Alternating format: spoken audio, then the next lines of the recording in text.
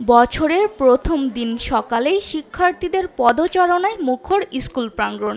উদ্দেশ্য নতুন বই পাওয়া।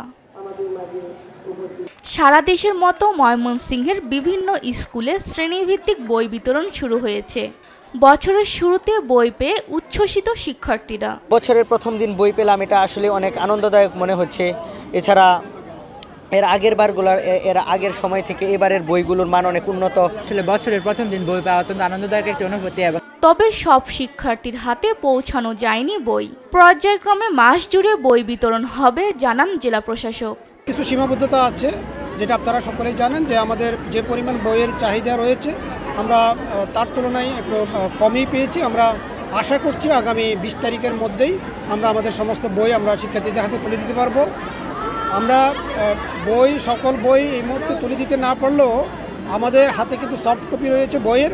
যদি কোনো বাবা মা বা কোনো অভিভাবক যদি মনে করেন যে তারা তাদের শিক্ষার্থীদের, তাদের ছেলে মেয়েদেরকে বা তারা সফট কপির মাধ্যমে তারা পাঠদান কার্যক্রম পরিচালনা করবেন, সেই কার্যক্রম স্কুলগুলো বলেন বা লাইব্রেরিগুলো বলেন বা আমাদের প্রত্যেকটা প্রতিষ্ঠানে সেই কার্যক্রমটা অব্যাহত থাকবে।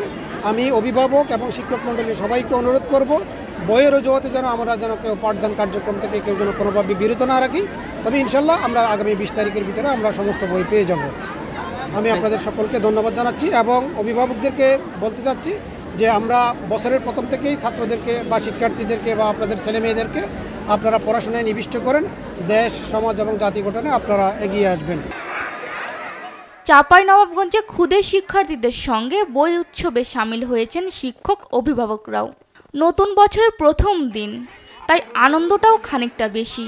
ক্লাস 2 এ ওঠে আমার খুব মজা লাগছে, কারণ আজকে আমি নতুন ক্লাস হচ্ছি আর আমি আর বই পেয়ে আমি আরো খুশি।